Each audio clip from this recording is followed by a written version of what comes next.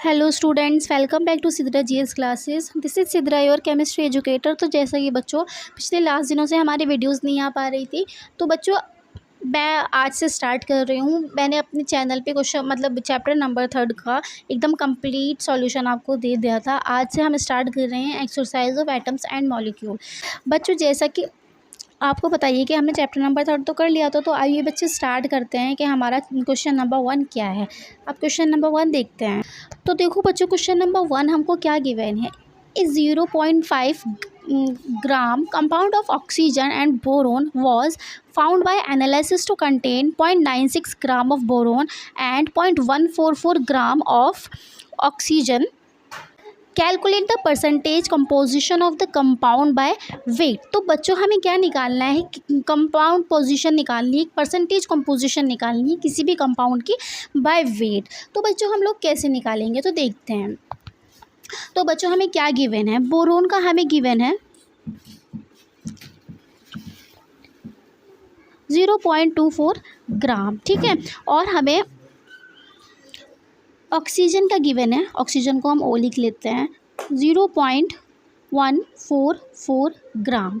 तो बच्चों ये हमको गिवन है, तो अब हम इसमें कैसे निकालेंगे। तो देखो, जैसा कि हम किसी भी चीज़ के परसेंटेज कैसे निकालते हैं ये आपको पता ही होगा। जैसे कि आपके 30 में से 25 मार्क्स आए हैं, जैसे आपके 25 मार्क्स आए हैं कितने में से, सॉरी, जैसे कि बच्चों आपके 25 मार्क्स आए हैं 30 में से, ठीक है। जब 30 में से 25 मार्क्स आपके आए हैं, ठीक, तो आप क्या करोगे, इसकी परसेंटेज निकालने के लिए आप इसको मल्टीप्लाई कर देते हो 100 से। ऐसा ही तो करते हो परसेंटेज निकालने के लिए। तो कुछ इसी तरह हम इसमें भी ऐसे ही करेंगे, यही वाला फॉर्मूला हम इसमें अप्लाई करेंगे। तो देखते हैं बच्चों कैसे करते हैं। तो देखो हमें क्या गिवन थी, हमको गिवन थी 0.96 ग्राम ऑफ बोरोन गिवन है, 0.144 ग्राम ऑफ ऑक्सीजन हमें गिवन है। अभी हम इसकी परसेंटेज कैसे निकालेंगे। तो सबसे पहले हम यहाँ पर लिखेंगे परसेंटेज ऑफ बोरोन, ठीक है बच्चों। तो परसेंटेज ऑफ बोरोन हम कैसे निकालेंगे, तो क्या गिवन है हमें 0.096 डिवाइडेड बाय, अब टोटल हमें नीचे टोटल लिखना होता है ना। जैसे कि मैंने 25 मार्क्स आए थे मेरे 30 में से, तो टोटल 30 था ना, तो यहाँ पर टोटल मुझे कितना गिवन है 0.24, तो मैं यहाँ रखूँगी 0.24। अब मैं इसको मल्टीप्लाई कर दूँगी 100 से, ठीक है। अब मुझे इसको कैसे, इसकी कैलकुलेशन कैसे करनी है, तो मैं यहाँ से पॉइंट हटाऊँगी। जब मैं यहाँ से ये पॉइंट हटाती हूँ तो 3 0 यहाँ पर इसके यहाँ पर आ जाते हैं, ठीक। यहाँ से ये पॉइंट हटाऊंगी तो ये 2 0 है, तो ये यहाँ पर आ जाएंगे 2 0, ठीक है। जब ये यहाँ पर आ जाएंगे तो ये वाले 3 0 और ये वाले 3 0 कैंसिल हो जाएंगे। तो आंसर क्या आएगा मेरे पास, यहाँ पर ये बचेगा मेरे पास 96 को जब आप 10 से मल्टीप्लाई करेंगे तो 960 आ जाएगा। इसके डिवाइड में क्या है मेरे पास 24। जब आप इसको डिवाइड करोगे, इसको आप 2 से डिवाइड कर सकते हैं, 2 4 ज़ा 8। तो अब आप क्या करेंगे, 2 4 ज़ा 8 इसको करेंगे, एंड फिर ये बचेगा यहाँ पर 1, तो 2 8 ज़ा 16 एंड 0 का 0 आ जाएगा, ठीक। इसको 2 से काटोगे, 2 1 ज़ा 2, 2 2 ज़ा 4, तो आंसर मेरे पास क्या आ जाएगा, 12 4 ज़ा होते हैं 48, तो आंसर आ जाएगा मेरे पास 40%। तो बोरोन की कंपोजिशन मेरे पास कितनी आए, 40%। आई होप कि आपको समझ में आ गया होगा। अब निकालते हैं हम इसी तरह से ऑक्सीजन की कंपोजिशन। तो ऑक्सीजन की कंपोजिशन हम कैसे निकालेंगे, ऑक्सीजन की हमें जो अमाउंट गिवन है वो है 0.144। तो यहाँ पर लिखेंगे परसेंटेज ऑफ ऑक्सीजन,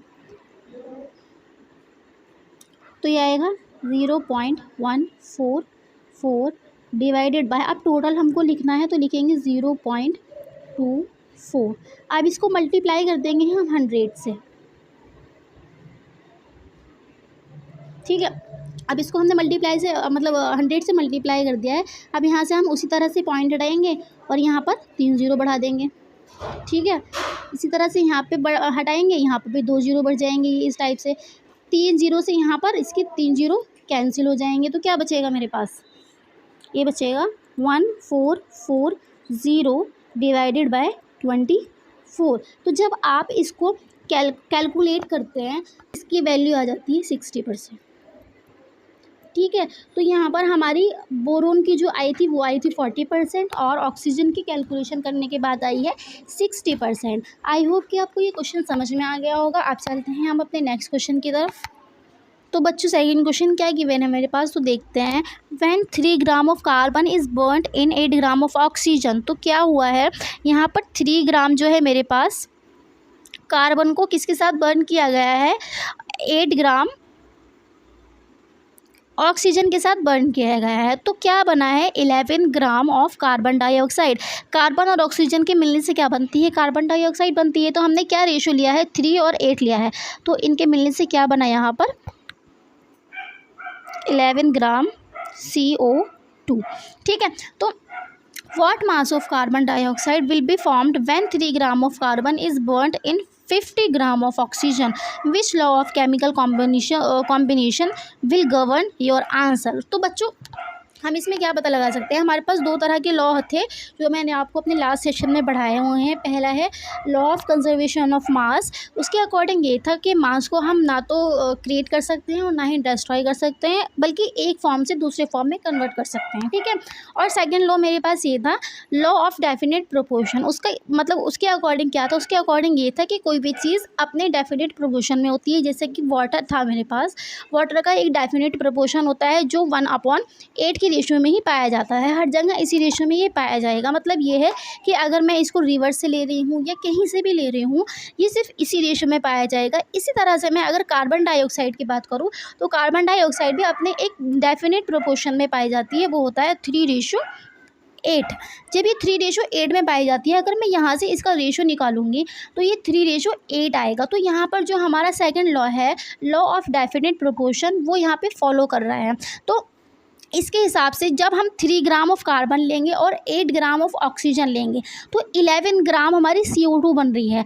तो इसका मतलब ये है, अगर हम कार्बन को 3 ग्राम कार्बन को 50 ग्राम ऑक्सीजन के साथ बर्न करा रहे हैं तो उस पर कुछ भी फ़र्क नहीं पड़ता है। वो 50 ग्राम में से 11 ग्राम ऑक्सीजन के साथ ही बर्न करेगा और 3 ग्राम कार्बन 8 ग्राम ऑक्सीजन के साथ ही बर्न करेगा और 11 ग्राम हमें CO2 देगा।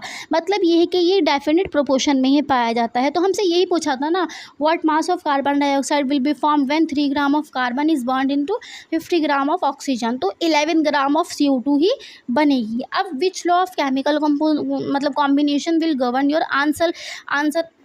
तो इसमें क्या होता है, तो इसमें ये वाला जो सेकंड लॉ मैंने आपको बताया है, लॉ ऑफ डेफिनेट प्रोपोर्शन, ये लॉ फॉलो करेगा। तो आप इसको थ्योरी की फॉर्म में लिख भी सकते हैं कि ये वाला लॉ हमारा फॉलो करेगा। तो ये था हमारा सेकंड क्वेश्चन। आई होप कि आपको समझ में आ गया होगा। अब चलते हैं हम अपने नेक्स्ट क्वेश्चन की तरफ।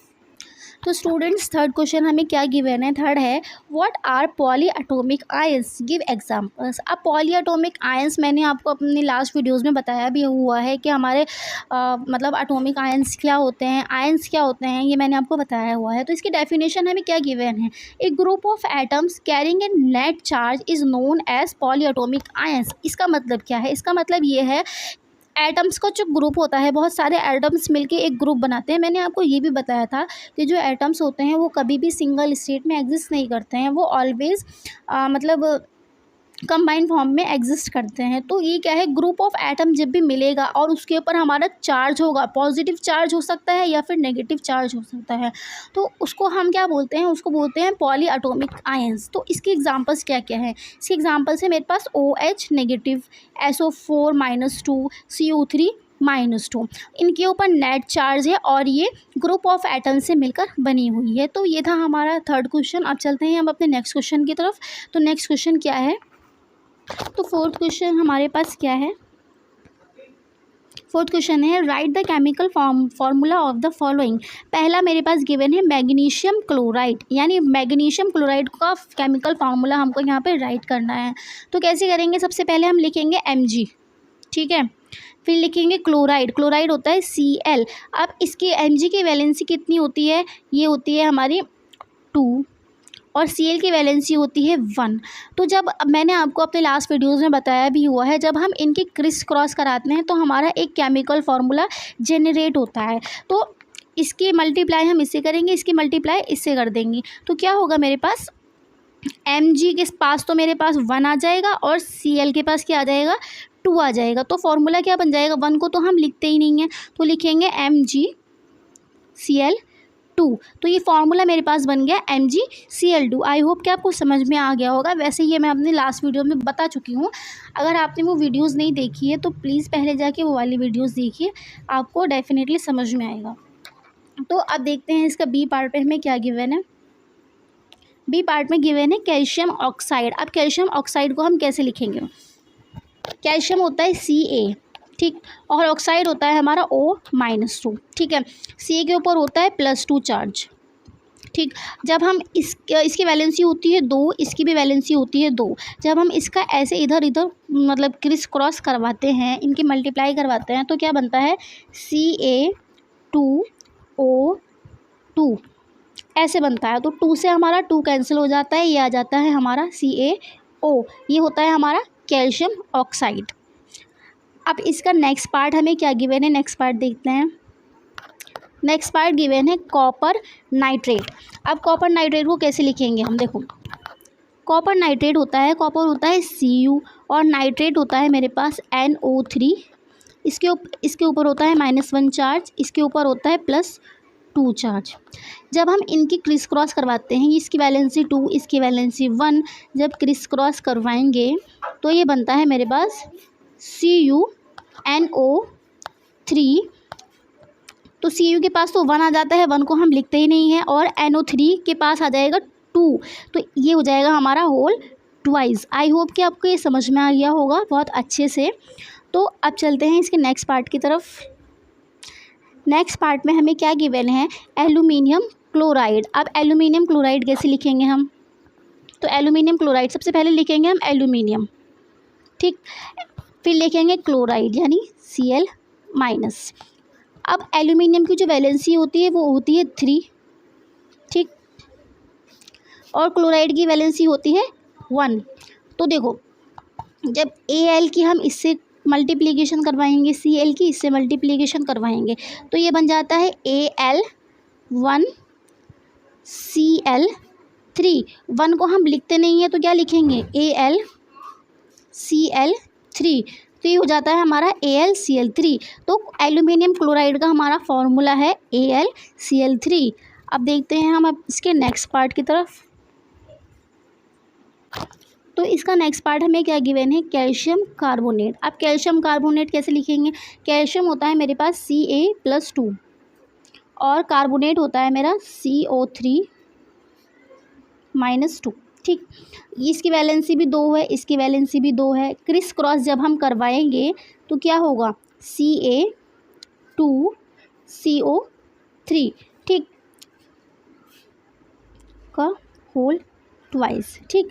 तो जब मैं यहाँ से 2 से 2 कैंसिल करूँगी तो क्या बनेगा मेरे CaCO3। तो कैल्शियम कार्बोनेट का हमारा फॉर्मूला क्या बन जाता है CaCO3। आई होप कि आपको समझ में आया होगा। अब चलते हैं हम अपने नेक्स्ट पार्ट की तरफ। नेक्स्ट पार्ट क्या है, तो स्टूडेंट्स देखो क्वेश्चन नंबर 5 हमें गिवन है। इसमें क्या लिखा है, इसमें है give the name of the elements present in the following compounds. अब हमें ये कुछ कंपाउंड्स गिवन है, इसमें हमें क्या बताने हैं, इनके एलिमेंट्स के बारे में बताना है कि इसमें कौन कौन से एलिमेंट्स प्रेजेंट है। अब एलिमेंट्स हम जब भी तो बता पाएंगे जब हमें इनका मतलब केमिकल फार्मूला पता होगा। तो सबसे पहले हम इनके केमिकल फार्मूलाज लिख लेते हैं, उसके अकॉर्डिंग हम इनके एलिमेंट्स भी बता देंगे। तो देखो क्विक लाइम, इसका मतलब इसको हम क्या बोलते हैं, इसको हम बोलते हैं कैल्शियम ऑक्साइड, CaO लिख देते हैं। कैल्शियम ऑक्साइड होता है CaO। अब क्विक लाइम का फॉर्मूला आ गया मेरे पास CaO। कैल्शियम ऑक्साइड मैंने आपको अभी पीछे निकलवाया है, CaO होता है CaO, ठीक। अब इसके अंदर कौन कौन से एलिमेंट्स प्रेजेंट है, इसके अंदर एक प्रेजेंट है कैल्शियम। तो आप इसको थ्योरी की फॉर्म में ऐसे लिख सकते हैं, कैल्शियम और ऑक्सीजन, ठीक। मैं यहाँ पे शॉर्ट फॉर्म में लिख रही हूँ, आप इसको फुल में लिखिएगा। तो इसके अंदर हमारे 2 एलिमेंट्स प्रेजेंट है, एक कैल्शियम और एक ऑक्सीजन। अब सेकंड पार्ट क्या गिवन है मेरे पास, सेकंड पार्ट है हाइड्रोजन ब्रोमाइड। अब इसके तो नाम से हमें पता चल रहा है हाइड्रोजन का H, ब्रोमाइड होता है Br, तो ये हो जाता है हमारा HBr। इसमें कौन कौन से एलिमेंट प्रेजेंट है, एक तो है हाइड्रोजन, एक है हमारा ब्रोमीन, ठीक है। तो आप इसको थ्योरी की फॉर्म में लिख लीजिएगा। In this there are 2 elements present, hydrogen and bromine. ठीक है, अब इसका नेक्स्ट पार्ट क्या है? नेक्स्ट पार्ट है मेरा बेकिंग पाउडर। आपको पता है ये वाले जो क्वेश्चंस होते हैं इसमें क्विक लाइम वाला बहुत इंपॉर्टेंट है, बेकिंग पाउडर बहुत इंपॉर्टेंट है, क्योंकि इनके नाम से हमें पता नहीं चलता है कि इनके फार्मूलाज क्या होते हैं। तो इनका हमें जो नॉर्मल नेम होता है वो पहले लिखना पड़ता है, उसके बाद इनको केमिकल फार्मूला लिखने के बाद हम इनके एलिमेंट्स बता सकते हैं। तो बेकिंग पाउडर देखते हैं। बेकिंग पाउडर को हम बोलते हैं सोडियम बाइकार्बोनेट।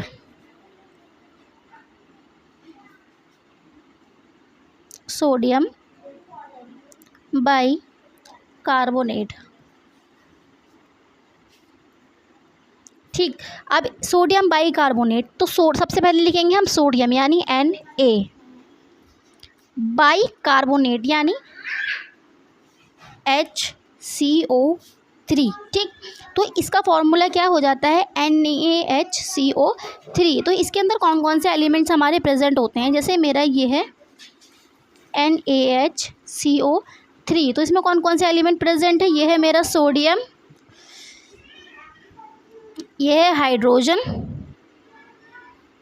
ये है मेरा, ये है कार्बन, ये है ऑक्सीजन। तो ये वाले एलिमेंट्स इसमें प्रेजेंट है ये बेकिंग पाउडर में। ठीक है, फिर हम चलते हैं इसके नेक्स्ट पार्ट की तरफ। नेक्स्ट में क्या है? Potassium sulphate. इसको डायरेक्टली आप लिख सकते हैं, पोटेशियम होता है हमारा K, सल्फेट होता है हमारा SO4। तो पोटेशियम सल्फेट हमारा ये हो जाता है। इसमें एलिमेंट्स कौन कौन से प्रेजेंट है? एलिमेंट्स है हमारा potassium, sulphur and oxygen. I hope कि आपको ये क्वेश्चन समझ में आ गया होगा। अब चलते हैं हम अपने नेक्स्ट क्वेश्चन की तरफ। तो स्टूडेंट्स क्वेश्चन नंबर 6 में हमें क्या गिवन है? Calculate the molar mass of the following substance. इनके हमें क्या निकालने हैं? इनके हमें मोलर मासेस निकालने हैं। तो पहला पार्ट हमें गिवन है इथाइन। इथाइन होता है हमारा C2H2। तो देखो इधर लिखेंगे हम C2H2। अब इनके हम मोलर मास कैसे निकालेंगे? तो पहला है मेरे पास कार्बन। आपको इनके एटॉमिक मासेस पता होना चाहिए, तभी आप इनके मोलर मासेस निकाल सकते हैं। तो कितने कार्बन यहाँ पर गिवन है? 2 कार्बन यहाँ पर गिवन है, और कार्बन का जो एटॉमिक मास होता है वो होता है 12। ठीक, देन यहाँ पर हाइड्रोजन गिवन है, 2 हाइड्रोजन यहाँ पर गिवन है, 2 इंटू एक हाइड्रोजन का जो एटॉमिक मास होता है वो होता है 1। जब आप इसको सॉल्व करते हैं 12 इंटू 2 कितना होता है? 24 प्लस 2 इंटू 1 2, तो ये कितना आ जाता है? 26। तो हमारे पास इथाइन का जो हमारा मोलर मास आया वो आया 26। आई होप कि आपको समझ में आ गया होगा। अब चलते हैं इसके नेक्स्ट पार्ट की तरफ। नेक्स्ट पार्ट में क्या गिवन है? Sulphur molecule S8। ठीक, S8 में हम कैसे करेंगे? देखो इधर, तो इसका क्या करेंगे? जो हमारे सल्फ़र के मॉलिक्यूल हमें गिवन है वो 8 गिवन है। तो 8 इंटू कितना करेंगे? सल्फ़र का जो हमारा एटॉमिक मास होता है वो होता है 32। जब 32 होता है, जब आप इससे मल्टीप्लाई करते हैं तो वो कितना आ जाता है मेरा? 256U। ठीक, तो ये क्या आया मेरा? ये इसका जब हम U में लिखते हैं तो वो होता है हमारा मॉलिक्यूलर मास। लेकिन अगर मैं यहाँ से U हटा के यहाँ पर G लगा दे रही हूँ, यानी मैं इसको 256G कर देती हूँ, तो ये हो जाता है मेरा मोलर मास। ठीक है, तो आपको मोलर मास को ऑलवेज ग्राम में ही लिखना है। ठीक, अगर आप U में लिख रहे हैं तो वो उसका मॉलिक्यूलर मास हो जाता है। ठीक है, तो नेक्स्ट पार्ट क्या है मेरे पास? नेक्स्ट है मेरा फॉस्फोरस मॉलिक्यूल यानी P4। ठीक है, तो फॉस्फोरस मॉलिक्यूल यानी P4 मेरे पास यहाँ पर गिवन है ये। ठीक, अब देखिए 4 इंटू 31 कितना आ जाएगा? 124। जब ये 124 आ जाएगा तो मैं इसको ग्राम में लिखूंगी, अगर मुझे मोलर मास इसका निकालना है। अगर मैं मॉलिक्यूलर मास लिखूंगी तो इसको मैं U में लिखूंगी। ठीक है, तो ये था हमारा इसका थर्ड पार्ट। अब देखते हैं हम इसका फोर्थ पार्ट। ये है मेरा हाइड्रोक्लोरिक एसिड। हाइड्रोक्लोरिक एसिड होता है HCl। हाइड्रोजन का जो हमारा एटॉमिक मास होता है वो होता है 1, प्लस क्लोरीन का कितना होता है? 35.5। ठीक, जब 35.5 ये होता है तो ये आ जाता है हमारा 36.5 ग्राम। ये आ गया हमारा इसका मोलर मास। ठीक, देन है मेरा नाइट्रिक एसिड। अब नाइट्रिक एसिड होता है HNO3। यहाँ पर मैंने आप लोगों को ये गिवन है, जैसे मैं C2H2, S8, P4HCl HNO3। But exams में ऐसा नहीं होता है। एग्ज़ाम्स में क्या होता है, आपको जिस नाम ही दिए होते हैं, आपको इनके फार्मूलाज खुद लिखने होते हैं और इनका मोलर मास निकालना होता है। तो हाइड्रोजन का एटॉमिक मास कितना होता है 1, प्लस नाइट्रोजन का कितना होता है 14, प्लस ऑक्सीजन 3 है मेरे पास, तो एक ऑक्सीजन का होता है 16, तो 3 × 16, ठीक है। तो ये हो जाएगा मेरा 1 + 14 + 8 48। तो ये कितना आ जाता है मेरे पास, ये आ जाता है 63 ग्राम। ठीक, आई होप कि आपको ये समझ में आ गया होगा। अब चलते हैं हम इसके नेक्स्ट क्वेश्चन की तरफ, क्वेश्चन नंबर 7। तो देखो बच्चों, क्वेश्चन नंबर 7 क्या गिवन है हमें। क्वेश्चन नंबर 7 में है what is the mass of 1 mole of nitrogen atom. अब मैं एक नाइट्रोजन एटम का मास हमसे पूछा है। तो अब देखो, नाइट्रोजन एटम जैसे मेरे पास नाइट्रोजन एटम का जो हमारा मॉलिक्यूलर मास या फिर एटॉमिक मास जो होता है वो होता है 14U। ठीक, 14U जब होता है, और अगर हमें इसके 1 मोल का मास लिखना है यानी मोलर मास लिखना है, तो मैंने अभी अभी आप लोगों को बताया है, अगर मैं ये U हटा के यहाँ पर G लगा दे रही हूँ तो ये क्या बन जाता है मेरा, इसका मोलर मास बन जाता है। तो 1 मोल ऑफ नाइट्रोजन एटम का कितना हो जाएगा मेरा 14 ग्राम। अगर U हटा के मैं G लगा दे रही हूँ तो वो मोलर मास बन जाता है। ठीक है, तो यही था हमारा इसका पहला पार्ट। अब चलते हैं इसके नेक्स्ट पार्ट की तरफ। तो देखो नेक्स्ट पार्ट में क्या है, 4 moles of aluminium atoms. Aluminium atoms के 4 मोल्स का हमें मास निकालना है। कैसे निकालेंगे, आज मैंने अपनी वीडियोस में आपको पहले भी बताया हुआ है। तो देखो, एक फार्मूला मैंने आप लोगों को बताया था, N = small m upon capital M। ये फार्मूला मैंने आप लोगों को बताया था। अब यहाँ पर N जो होता है वो होता है हमारे नंबर ऑफ़ मोल्स, और ये होता है हमारा मास जो हमें निकालना होता है, और ये जो कोई भी हमें एलिमेंट गिवन है ये उसका मास होता है। ठीक है, तो हम इसको कैसे निकालेंगे, इसको निकालने के लिए नंबर ऑफ़ मोल्स हमें गिवन है, तो हम लिखेंगे 4 = ठीक, M हमें निकालना है तो M अपॉन ये हमें जो मास गिवन होता है वो लिखेंगे, यानी एल्यूमिनियम का 27 होता है तो 27 हम यहाँ पर लिख देंगे। तो M = कितना आ जाएगा, 27 की अगर फुल से आप मल्टीप्लाई करते हैं तो वो आ जाता है हमारा 108 ग्राम। ठीक, तो ये आ गया हमारा इसका aluminium 4 moles of aluminium atoms का मास। ठीक, अब चलते हैं इसके नेक्स्ट पार्ट की तरफ। तो नेक्स्ट पार्ट हमें क्या गिवन है, 10 मोल्स ऑफ सोडियम सल्फाइड। अच्छा, मैंने यहाँ पर इसका फार्मूला आप लोगों को गिवन है, एक फार्मूला लिखना तो मैंने आपको बता ही दिया था पहले, लेकिन एग्जाम्स में ऐसा नहीं होता है, वहाँ पे जस्ट आपको इसका नेम गिवन होता है, आपको केमिकल फार्मूला खुद लिखना पड़ता है। तो देखो 10 मोल्स ऑफ सोडियम सल्फाइड। अच्छा, फार्मूला क्या था, N = small m upon capital M। ठीक, तो ये फार्मूला था। तो ये यहाँ पर रखना है हमें नंबर ऑफ़ मोल्स, यहाँ पर हमें मास निकालना है और इसका और यहाँ पर सोडियम सल्फाइड का हमें एटॉमिक मास लिखना पड़ेगा। अब एटॉमिक मास हम जब लिखेंगे जब हमें उसका मास पता होगा, तो हम यहाँ पर निकाल सकते हैं। कैसे निकालेंगे, Na2SO3 हमें गिवन है, तो सबसे पहले हम सोडियम का एटॉमिक मास यहाँ पर लिखेंगे। तो सोडियम कितने गिवन है हमें, 2 × सोडियम का जो एटॉमिक मास होता है वो होता है 23 प्लस SO3 में सबसे पहले आता है सल्फ़र। अब सल्फ़र का जो हमारा एटॉमिक मास होता है वो होता है 32 प्लस, अब ऑक्सीजन के यहाँ पर 3 एटम्स प्रेजेंट हैं।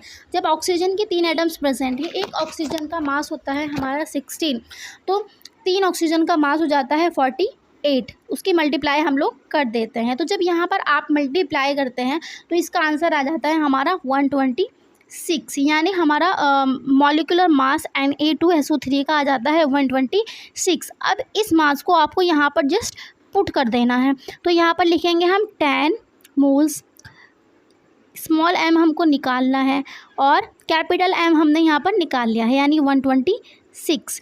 तो इसका आंसर कितना आ जाता है, यह आ जाता है M = 1260 इसकी मल्टीप्लाई करने के बाद। तो ये था इसका मास ऑफ सोडियम सल्फाइड। ठीक, आई होप कि आपको ये समझ में आ गया होगा बहुत अच्छे से।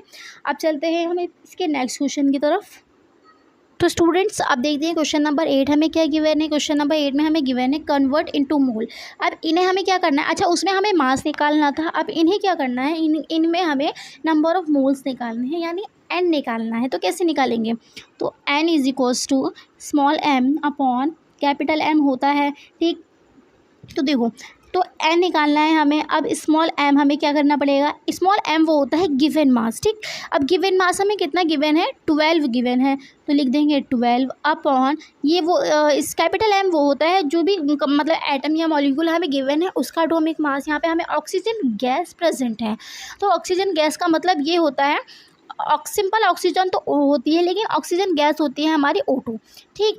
तो मतलब हमें यहाँ पर सिर्फ ऑक्सीजन का मास नहीं लिखना है, हमें O2 का मास यहाँ पर लिखना है। तो कैसे करेंगे हम, O2 का जो हमारा एक ऑक्सीजन का मास होता है 16, तो 2 ऑक्सीजन का कितना हो जाता है 32। जब आप इसको यहाँ से डिवाइड करेंगे, 2 6 12, 2 1 2, 2 6 12, ये हो जाएगा 6/16। या फिर आप इसको वैसे भी डिवाइड कर सकते हो, जैसे कि इसको डायरेक्ट आप 4 से डिवाइड कीजिए। देखो मैं बताती हूँ कैसे। जैसे ये है ना 12/32, तो कैसे करेंगे, 4 यहाँ पर कर देंगे, 4 3 जा 30, 4 3 जा 12, 4 8 जा 32, तो ये आ जाता है 3/8। तो इसका आंसर क्या आता है 3/8। जब इस आपको मतलब जब आप इसको डिवाइड करेंगे तो डिवाइड करने के बाद क्या आएगा 0.375 मोल्स, ठीक है। तो ये था इसका आंसर। आई होप कि आपको समझ में आ गया होगा। अब चलते हैं इसके नेक्स्ट पार्ट की तरफ। तो नेक्स्ट पार्ट हमें क्या गिवन है, 12 ग्राम ऑफ वाटर, यानी 12 ग्राम ऑफ वाटर होता है मेरा H2O, ठीक। H2O होता है। अब मैंने आपको बताया था कि जो हमारा वाटर होता है उसका मॉलिक्यूलर मास जो होता है वो होता है 18, ठीक। अब हम कैसे निकालेंगे इसका आंसर, तो लिखेंगे n is equals to small m upon capital M। ये कैपिटल बनाना है आप लोगों को, ठीक है, कैपिटल M। तो यहाँ पर n is equals to small m यानी हमें 20 गिवन है, डिवाइडेड बाय जो कि हमारा मास मतलब वाटर का निकल के आया है वो है 18, ठीक। तो यहाँ लिख देंगे 18। जब आप इसको डिवाइड करेंगे तो ये हो जाएगा 2 10 20, 2 9 18, तो ये आ जाता है 10/9। जब ये 10/9 आ जाता है, जब आप इसको डिवाइड करेंगे तो n इज इक्वल्स टू ये आ जाता है 1.12 ग्राम, ठीक। तो इसका आंसर ये आ जाता है। आप इसको डिवाइड करके देखिएगा, मैं यहाँ पर पूरा डिवाइड करके बताऊँगी तो वीडियो बहुत लंबी हो जाएगी, ठीक। डिवाइड तो सभी को आता है, ठीक। तो अब चलते हैं हम इसके नेक्स्ट पार्ट की तरफ। नेक्स्ट पार्ट हमें क्या गिवन है, तो नेक्स्ट पार्ट में तो बच्चों नेक्स्ट पार्ट देखो, नेक्स्ट पार्ट में है 22 ग्राम ऑफ कार्बन डाइऑक्साइड। अब कार्बन डाइऑक्साइड CO2 होती है, सबको पता है। अब कार्बन डाइऑक्साइड का जो हमारा मॉलिक्यूलर मास होता है वो होता है यहाँ पर 12 आ जाएगा, प्लस 2 × 16 यानी 32, तो कितना आ जाएगा ये आता है 44। ये सभी को याद होता है, कार्बन डाइऑक्साइड का मोलर मास या मॉलिक्यूलर मास जो होता है वो होता है 44। अब इसको कैसे निकालेंगे हम, n is equals to small m upon capital M। तो n is equals to small m कितना गिवन है 22 डिवाइडेड बाय 44, ये हो जाएगा मेरा small n is equals to ये हो जाएगा 11 2 22, 11 4 कितना हो जाएगा, ये होता है मेरा 2/4, ये आ जाता है 1/2 आ जाता है। तो इसका आंसर क्या आएगा 0.5 मोल्स, ठीक। ये आपको बहुत अच्छे से समझ में आया होगा। बस इसमें ना कैलकुलेशन की बात है, आप अगर कैलकुलेशन में बहुत अच्छे हैं तो आप ये क्वेश्चन ईजिली कर पाओगे, ठीक है। तो आई होप कि आपको समझ में आया होगा। और किसी बच्चों को कैलकुलेशन में कोई भी प्रॉब्लम है तो प्लीज़ आप मुझे कमेंट बॉक्स में कमेंट करके बता सकते हैं, मैं आपकी पूरी हेल्प करूँगी, ठीक है। तो चलते हैं अपने नेक्स्ट पार्ट की तरफ। तो बच्चों देखो नेक्स्ट क्वेश्चन हमें क्या गिवन है, what is the mass of 0.2 mole of oxygen atom. इनके हमें क्या निकालने हैं, मास निकालने हैं, बिल्कुल वैसे ही निकालने हैं जैसे मैंने आप लोगों को बताया है अभी। तो ये होता है n is equals to small m upon capital M, ठीक है। तो n इज इक्वल्स टू, आप देखो तो देखो n इज इक्वल्स टू क्या होता है small m upon capital M, ठीक। तो n कितना गिवन है 0.2 मोल, तो 0.2 यहाँ पर एज इट इज़ हम लिख देंगे। स्मॉल m होता है गिवन मास जो कि हमें निकालना है, तो small m as it is लिखेंगे। ऑक्सीजन एटम्स यहाँ पर गिवन है, तो ऑक्सीजन एटम होता है सिंपली O। अब O का हमारा जो हमारा एटॉमिक मास होता है वो होता है 16, ठीक। तो ये यहाँ पर मैं लिख देंगे, तो m इज इक्वल्स टू कितना आ जाएगा 32 यानी 3.2 यहाँ पर आंसर इसका आ जाएगा मास, ठीक। इसको हम ग्राम में लिख सकते हैं, ठीक। तो ये था हमारा इसका पहला पार्ट। अब चलते हैं इसके नेक्स्ट पार्ट की तरफ। तो नेक्स्ट पार्ट में देखिए क्या गिवन है, 0.5 मोल ऑफ वाटर मॉलिक्यूल्स। अब वाटर मॉलिक्यूल्स क्या होता है, H2O। इसका जो हमारा एटॉमिक मास होता है यानी मॉलिकुलर मास जो होता है वो होता है 18, ठीक। तो देखो, तो N is equals to small m upon capital M। 0.5 हमें मोल गिवन है, स्मॉल m हमें निकालना है और कैपिटल M हमें 18 आ गया हमारा, ठीक है। तो small m is equals to कितना आ जाएगा, small m is equals to आ जाएगा 9.0 ग्राम, ठीक। आई होप कि आपको समझ में आ गया होगा। आप चलते हैं इसके नेक्स्ट पार्ट की तरफ। अब हमें गिवन है क्वेश्चन नंबर 10। अब क्वेश्चन नंबर 10 हमें क्या गिवन है, देखो, calculate the number of molecule of sulphur यानी S8 present in 16 gram of solid sulphur. अब हमें क्या निकालना है इसका, अब हमें क्या निकालना है, देखो मैं बताती हूँ आपको। ये थोड़ा सा लेंथी क्वेश्चन है, आई होप कि आप मतलब समझ जाएंगे। तो देखो, अब हमें क्या निकालना है, नंबर ऑफ़ मॉलिक्यूल्स निकालना है। अब नंबर ऑफ़ मॉलिक्यूल्स कैसे निकालेंगे, अब मेरे पास S8 गिवन है, ठीक। अब S8 इसका जो मैंने अभी लास्ट क्वेश्चन में जो पीछे क्वेश्चन करवाए हैं उसका मैंने आपको अभी मोलर मास बताया था, कितना आया था 256। मॉलिकुलर मास U अगर मैं लगाती हूँ तो मॉलिकुलर मास होता है, ठीक है। अब मोलर मास अगर मुझे लिखना है यानी 1 मोल का मास लिखना है तो कितना आ जाएगा 256 ग्राम, ठीक। अब एक बात बताओ, अब 1 मोल कितना होता है, 1 मोल मेरा होता है 6.022 इंटू 10 की पावर 23 इज़ इक्वल्स टू 256 ग्राम, ठीक। अब देखो हमें क्या निकालना है, अब हमसे क्या पूछा है, हमसे पूछा है 16 ग्राम के लिए। अब 16 ग्राम के लिए हम कैसे निकालेंगे, 16 ग्राम का तो हमें पता ही नहीं है, तो कैसे निकालेंगे 16 ग्राम का, तो मैं आपको बताती हूँ।